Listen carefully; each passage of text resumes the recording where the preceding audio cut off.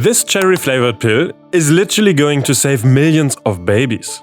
I repeat, millions of children are going to live because of this. Malaria is especially deadly for newborns and young infants, because their tiny bodies can't receive the malaria vaccine until they are around 5 months old. So if they get infected before then, they need medicine. But until now, that medicine wasn't designed for them. Doses had to be improvised, which was risky. But here comes some of the best good news I've heard in a while. The WHO has just approved the first malaria treatment specifically made for tiny babies. Safe, properly dosed, cherry-flavored. With 30 million babies born every year in malaria-endemic regions of Africa, this is going to save millions of lives in the years ahead. I'm Freddy, and here are plenty of good news stories that will make you smile. From orangutans making a comeback, to a revolutionary medical breakthrough, and to huge advances in geothermal energy. This is the best good news of the month. Let's start the video with an incredible achievement. Ecosia has planted 250 million trees. You've probably heard about Ecosia. It's a search engine, just like Google, that was founded in 2009. But unlike Google, it dedicates 100% of its profits to protecting the environment. Every time a user clicks on an ad in the search results, Ecosia makes a little bit of money. And they use that money to plant trees across the world. But they don't just randomly plant trees anywhere. Because if you do this wrong, tree planting can actually end up doing more damage. A good example are trees that are not native to the environment. If you plant these trees, they can take over the area, which destroys habitats and biodiversity. To prevent this, Ecosia has a so-called in-house tree team. Conservation experts that select suitable planting sites. Then, with the help of local communities, they monitor the trees for decades to make sure they are still having a positive impact. Their hard work helps create success stories like this. Just look at that difference. This was literally funded by people searching things online. Ecosia has reintroduced over 1,600 species of trees back into the wild. And those 250 million trees planted are just the starting point. The long-term goal is to plant 1 billion trees. And you can help them achieve this by just making Ecosia your default search engine. By the way, this is not sponsored. Let's turn to renewable energy. Because last year, renewable energy met all growth in global electricity demand. That's according to this recent AMBER report and this complicated-looking graph, which I will now break down for you. The blue line represents the annual change in electricity demand. So how much more or less electricity the world needed compared with the year before. You can see two major dips here. In 2009, electricity demand dropped because of the global financial crisis. And in 2020, because of COVID. The gray bar shows the amount of electricity generated by fossil fuels. In both 2009 and 2020, the gray bar fell significantly. So less electricity was produced from polluting sources like coal, gas and oil. But that was just because of global disasters. Now let's take a look at the green bars, which represent solar and other renewable sources. You can see solar has increased exponentially year by year, especially from 2020 onwards. And this is big. Renewables aren't just growing anymore, but they are beginning to push out fossil fuels. The main reason for the rise in solar is China. Over the last few years, they have been heavily investing in green technology. This has allowed renewable energy to cover more and more of the global electricity demand. China has also been selling renewable technology to other countries. Last year, they sold more solar panels, electric cars and batteries than ever before. This helped the world increase solar power generation by 30% between 2024 and 2025. Wind power has also had its best performance yet. Last year, countries generated an additional 165 gigawatts of it. That's enough to supply 200 million Western households. 200 million in just 1 year. And all of this development has led to something astounding. Last year, the extra electricity the world needed was fully covered by renewables. This has caused fossil fuel generation to fall for the first time since 2020. Experts now believe this shows a permanent move towards clean power and away from fossil fuels. Speaking of moving, take a look at this video. It shows a Sumatran orangutan crossing a rope bridge that was installed 2 years ago. Other animals such as squirrels and gibbons have already been using it for a while. But this is the first time an orangutan has been seen crossing the bridge. I know, a single crossing of an orangutan doesn't sound that special. But it's actually quite an important moment in this case. Below the bridge is a road that was built 14 years ago to connect people in isolated parts of Indonesia. But it split the local orangutan population into two. And if they are separated into small groups, the risk of inbreeding increases. This is a big threat to the survival of the species. But this video is now giving some hope. With such a simple solution, the orangutans can now mix again, which means they are much more likely to survive. Just like these seahorses in Australia. The extremely rare white seahorse is found in Sydney Harbour, right next to the famous Opera House. These tiny animals have lived here since before the arrival of Europeans. But their seagrass habitats have slowly disappeared, as Sydney has grown over the centuries. In some areas of the harbour, populations have declined by up to 90%. But the Sydney Institute of Marine Science is giving these beautiful creatures a second chance. They are using two powerful strategies. The first involves collecting pregnant male seahorses from the harbour and bringing them into a laboratory. Yes, you heard that right. In this species, it's the male who gives birth.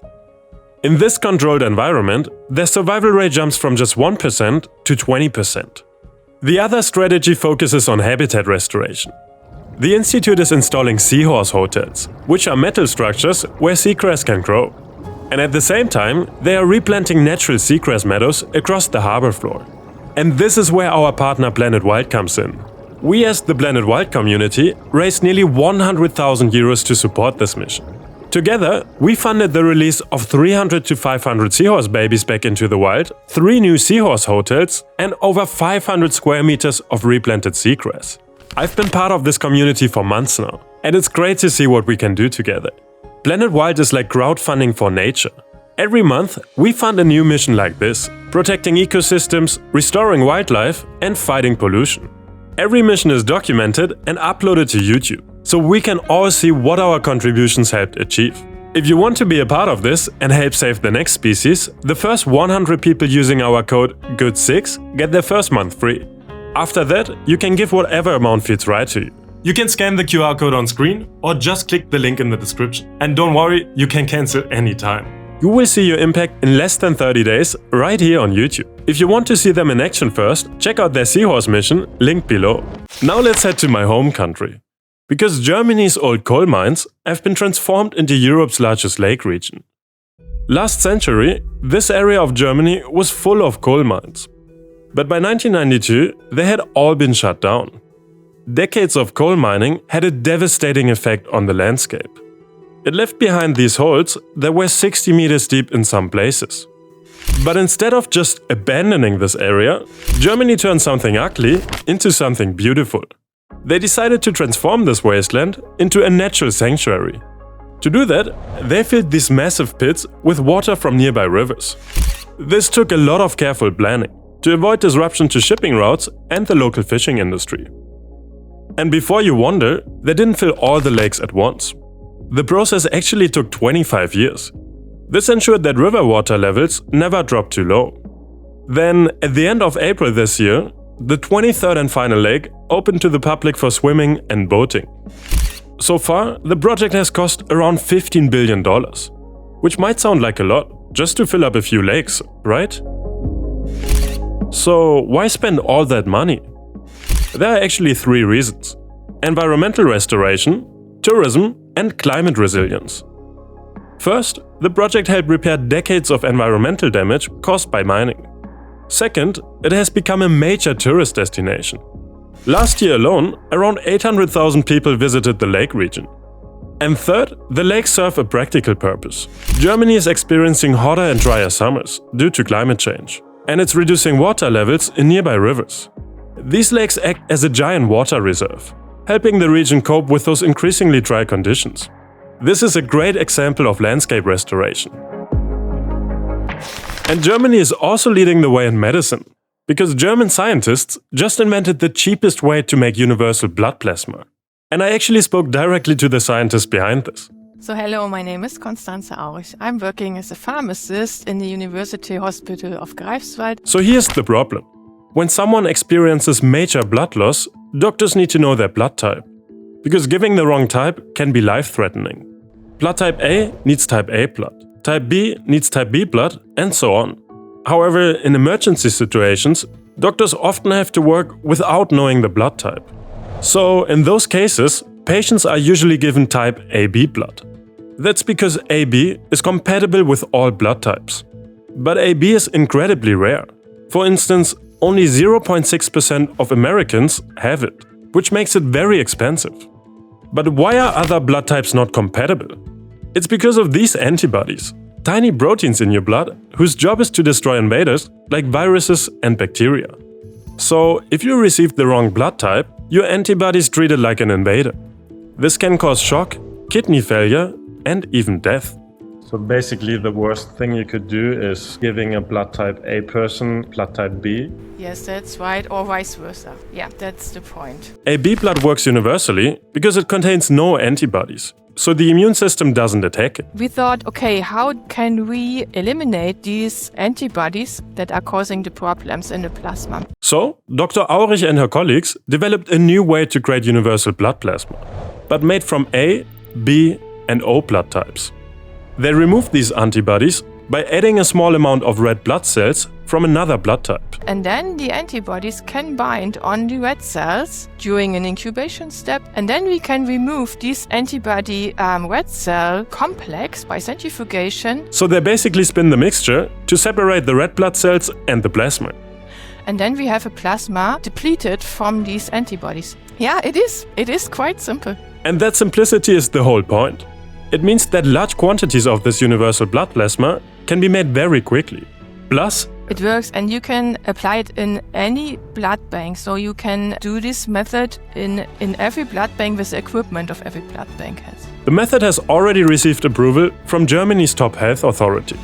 But it's not in the hospitals yet. The team still needs special blood bags to produce it at scale. I hope at the end of the year we will be able to give it to patients here in Greifswald. And there's also something you can do to help. Donate blood. It will get even more important in the future as the number of blood donors is decreasing. So this is because of the demographic change. Yeah, there are less younger people than older people and people get older. The WHO has approved the first ever malaria treatment for newborns and infants. It's the first anti-malarial medicine designed for newborns and infants between 2 and 5 kilograms. Malaria is most common in Africa, and it's especially dangerous for newborns and underweight babies. That's because they can only get vaccinated against the disease when they are around 5 months old. It's one of the reasons why most malaria deaths occur in children under 5. If a newborn catches malaria before their vaccination, they have to take this drug. But the medicine wasn't designed for babies this young, so doctors are forced to improvise with smaller doses. As a result, the dose can end up being too high, causing severe side effects, or too low, causing malaria to come back. The new drug uses the same medicine, but the difference is that it has a smaller dose and it uses extra ingredients that prevent the side effects. And this could change everything. The company behind the drug is based in Switzerland. And in July last year, the drug received its approval from Switzerland's top health body. Then, in October, Ghana became the first African country to use it. Since then, it has been approved by 8 African nations. And now, the medicine has just been pre-qualified by the World Health Organization. In other words, the WHO has confirmed that the drug meets international safety and quality standards. Thanks to this, African countries and NGOs like UNICEF and the Global Fund can finally start buying and using the drug. The WHO also approved 3 new malaria tests that can identify infections much faster. Over the next couple of months, we are going to see the impact this has. And we are already seeing this happening with the malaria vaccines that were introduced 2 years ago. Because early data shows that malaria vaccines are helping more children survive than ever. Since 2024, 25 African countries have rolled out the first generation of malaria vaccines. Across that time, African children have received more than 50 million doses. And it's making a real difference. Kenya, Malawi, Cameroon and Ghana have reported huge decreases in severe infections and hospital admissions. In these places, the vaccines are over 70% effective at preventing cases during the first year. The results from Burkina Faso were even more impressive. Malaria deaths among children under 5 fell by 50%. Let me repeat that again. In just 1 year, malaria deaths among young children were cut in half. For the people fighting malaria, these numbers are incredible. The goal now is to fully vaccinate an additional 50 million children by 2030. New technology like malaria vaccines are making a huge difference. And the same could be said about geothermal energy. Because new research suggests it could replace nearly half of Europe's fossil fuel electricity. Geothermal power uses the natural heat deep under the earth to produce energy. It does this by pumping cool water down into the earth's crust. Deep underground, the water heats up and turns to steam. That steam rises to the surface and spins a turbine to generate electricity. Geothermal has one major advantage over solar and wind. It isn't affected by weather or time of day, meaning it can operate 24/7. Yet, it doesn't usually grab the headlines like solar and wind. One reason is that geothermal only works in certain locations. Traditional geothermal plants only work if the rock underground is naturally cracked and porous. Those cracks allow water to flow through the rock. We call these permeable rocks. Without them, conventional geothermal stations just don't work. As a result, they have mostly been limited to volcanic regions like Iceland and Indonesia, where these rock formations already exist. But a new generation of geothermal systems could change that. The first is this one. It works by replacing the permeable rock pathways with heat-resistant steel pipes that can be installed almost anywhere on Earth, not just in Iceland and Indonesia. Inside these pipes is a liquid that absorbs heat from the surrounding rocks. When it comes to the surface, the heat is used to generate electricity with a turbine. Then the liquid is sent back down to be reheated, and the process repeats. The second system goes a lot deeper. It uses drilling methods taken from oil and gas to make permeable rock. It creates cracks and holes in the rock needed for water to pass through it. So instead of using a closed pipe loop, it creates its own permeable rock. I know this might sound a lot like fracking, but there's one important difference. In oil and gas production, fracking is used to release fossil fuels trapped underground.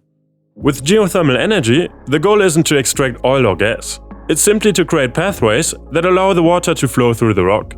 This technique can reach down to 8 kilometers underground. In normal geothermal plants, these holes are only 3 kilometers deep at most. So this opens up more of the planet's energy. All these new techniques could completely transform Europe's grid. Europe could generate around 300 terawatt-hours of energy per year if these systems are fully introduced. If this happened, 42% of all current coal and gas energy could be replaced with geothermal. Several European countries have already published long-term plans to expand geothermal energy. And the European Union is now working on a strategy of its own.